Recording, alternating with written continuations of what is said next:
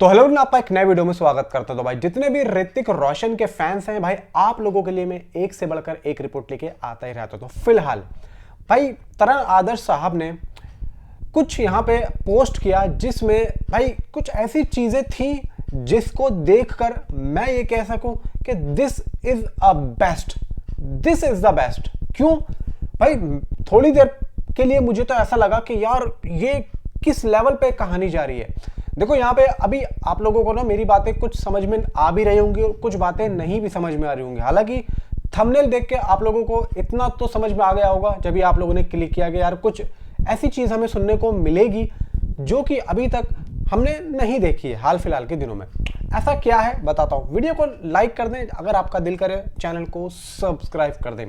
देखो यहाँ पे मैं आप लोगों को पूरा इस एक वीडियो कल जो है भाई यहाँ पे आई है, तरण आदर्श ने यहाँ पे पोस्ट की है। कुछ लोगों ने देखी होगी, कुछ लोगों ने नहीं देखी होगी। मैं वीडियो तो नहीं लगा सकता, एक स्क्रीनशॉट आप लोगों को जरूर यहाँ पे दिखा दूंगा। मे भी कुछ थंबनेल में भी आप लोगों ने देख लिया होगा।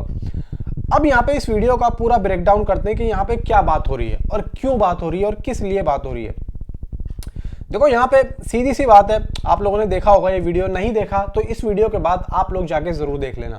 भाई यहाँ पे वीडियो की शुरुआत में ही ऋतिक रोशन और रयान गॉसलिंग एक दूसरे से ग्रीट करते हैं। दोनों का टोन बहुत फ्रेंडली रेस्पेक्टफुल ही है।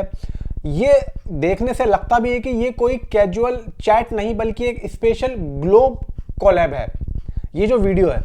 अब यहाँ पे पर्पस क्या है? ऑडियंस को शुरुआत में ही फील देना कि ये एक बड़ा मूवमेंट है। क्या क्रिश 4 का रेफरेंस हम लोगों को ये जो रयान गॉसलिंग की फिल्म आ रही है इसमें देखने को मिलेगा, क्योंकि ये भी साई-फाई फिल्म है और क्रिश भी साई-फाई फिल्म थी। अब यहाँ पे बात आती है कि ऋतिक रोशन ने जादू का नाम क्यों लिया और क्यों अपने उस कैरेक्टर का जिक्र किया जो कि कोई मिल गया में था। आगे सुनो। प्रोजेक्ट हेल मेरी डिस्कशन यहाँ पे चल रहा है, प्रोजेक्ट हेल मेरी।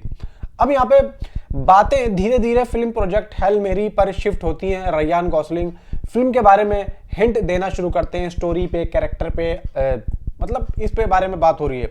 ऋतिक सवाल पूछता है जैसे कि एक जैसा होता है ना कि भाई एक फैन, मतलब एक एक्टर का फैन, इस तरीके से यहाँ पे ऋतिक ने रयान गॉसलिंग से यहाँ पे बातें करना शुरू करा। पर्पस फिल्म के बारे में क्यूरोसिटी बढ़ाना, स्पॉइलर दिए बिना ही यहाँ पे एक्साइटमेंट क्रिएट कर देना, जो कि देखो पब्लिक यही चीजें तो पसंद करती है।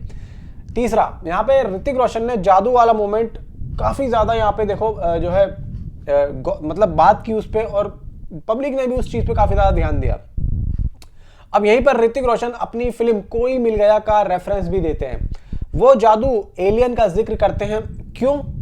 अब यहाँ पे भाई देखो ऋतिक ने क्यों किया आई डोंट नो, लेकिन अगर किया है तो कुछ ना कुछ यहाँ पे है। मैं आप लोगों को लास्ट में बताता हूँ। साई-फाई कनेक्शन दिखाने के लिए, रयान गॉसलिंग के साथ में रिलेटेबल बात बनाने के लिए, इंडियन ऑडियंस को इंस्टेंटली कनेक्शन कराने के लिए ये चीजें हुई। और ऋतिक ने अपनी इस फिल्म का क्यों यहाँ पे दिया, देखो यहाँ पे मैं आप लोगों को क्लियर करता हूँ कि ये हुआ क्यों है। कन्वर्सेशन को सिर्फ प्रमोशन नहीं बल्कि मीनिंगफुल डिस्कशन बनाने के लिए, पर्सनल इंसाइट, यानी कि ऋतिक रयान गॉसलिंग की एक्टिंग, ये वो उसकी भी तारीफ की, ये तो हुई है बात। अब मैं आप लोगों को बताता हूँ ऐसा हुआ क्यों है। देखो ये जो कौन सी फिल्म है ये हेल, ये रयान गॉसलिंग की एक फिल्म आ रही है 26 तारीख को, और तकरीबन इस फिल्म के लिए ऋतिक रोशन को इन्होंने ग्लोबली, मतलब इंडिया में भी प्रमोशन करने के लिए, ग्लोबली तो हो ही रहा है, इंडिया में भी प्रमोशन करने के लिए ऋतिक रोशन को यहाँ पे बुलाया गया और ऋतिक रोशन के जरिए यहाँ पे प्रमोशन हो रहा है।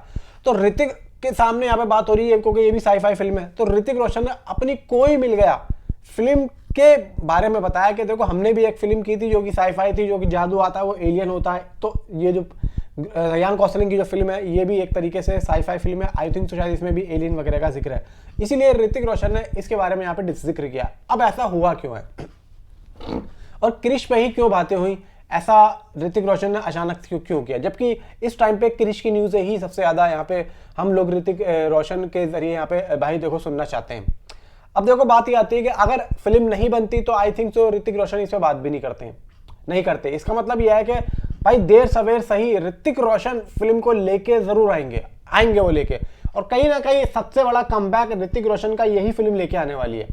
अब यहाँ पे दूसरी बात, अगर ऋतिक रोशन ने कोलैब किया है तो देखो यहाँ पे हर किसी को अपना अपना फायदा यहाँ पे चाहिए।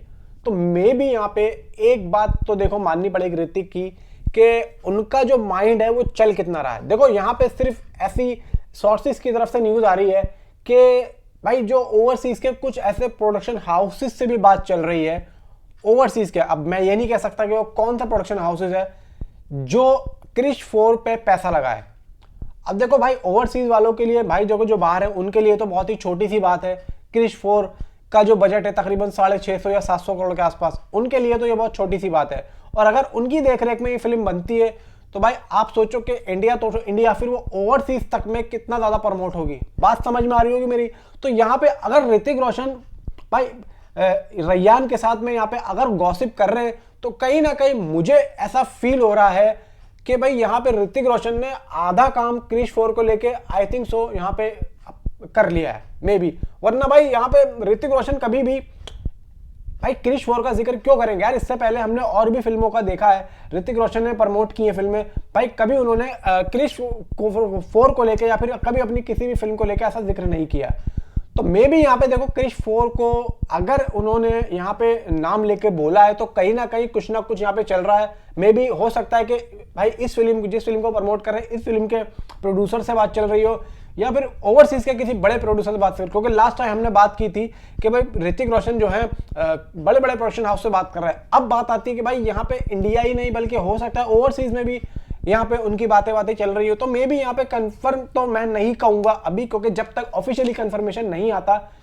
वरना तो देखो फैंस यहाँ पे यही कह रहे हैं कि भाई यहाँ पे इन्होंने क्यों क्रिश 4 का नाम लिया। तो मे भी यहाँ पे सोर्सेज की तरफ से जो एक न्यूज आ रही है निकल के, उसका मतलब यह है कि भाई यहाँ पे ऋतिक रोशन ने कुछ ना कुछ अपना पासा जरूर फेंका है। और अगर पासा फेंका है तो कहीं ना कहीं वो 50% निशाने पे जाके लगा भी है। अब ऐਵੇਂ ही तो भाई ऋतिक रोशन किसी भी फिल्म को प्रमोट करने उतर नहीं जाएंगे यार, कुछ ना कुछ तो हर कोई फायदा देखेगा। आप जरा मुझे ये बताओ, आप मुझे ये बताओ, आप इंसान हो, आपके पास अगर कोई आता है तो आप यार पैसा ही सब कुछ नहीं होता। पैसा तो ऋतिक रोशन के पास ही बहुत कुछ यार, कुछ तो बात होगी, कुछ तो बात हुई होगी। और जब भी यहाँ पे ऋतिक रोशन क्रिश 4 को लेकर बात कर रहे हैं, वरना यार आप किसी फिल्म को प्रमोट कर रहे हैं, आप पैसा भी ले रहे हैं और उसमें जाके आप अपनी फिल्म की बात करेंगे तो यार अब देखो ऐसा भाई देखो ये प्रोफेशनल चीजें होती हैं। यहाँ पे ऐसी चीजें कभी नहीं होती हैं। यहाँ पे एक फिल्म को लेकर एक फिल्म बनती है तो उसको लेके जो सारे के सारी जो एक फुटेज होती है वहां के सेट की एक्टर एक्ट्रेस की फोटोज वगैरह भाई सबको सील कर दिया जाता है जब तक फिल्म रिलीज ना हो। अब देखो धुरंधर 2 की जो पिक्चर्स वगैरह पे वायरल हो रही हैं वो जबकि हैं जब फिल्म शूट हो रही थी, अब जाके हो रही है ना। तो यही चीज मैं आप लोगों को समझाना चाह रहा हूँ, कुछ ना कुछ तो है भाई जो क्रिश 4 के लिए कुछ ना कुछ यहाँ पे तबाही लेके आने वाला है। जो कुछ ना कुछ यहाँ पे मुझे लग रहा है कि या तो फिल्म के अंदर रेफरेंस तो देखो मे भी मुझे नहीं लग रहा कि ऐसा हो पाएगा। वरना देखो अगर ऐसा होता तो कुछ बहुत पहले कुछ ना कुछ हो जाता। लेकिन यहाँ पे जो भी है भाई कुछ ना कुछ अच्छी न्यूज हमें देखने को जरूर मिलेगी। नीचे कमेंट में आप जरूर बताएं। मिलता हूं आपसे अगली वीडियो में। Thanks for watching.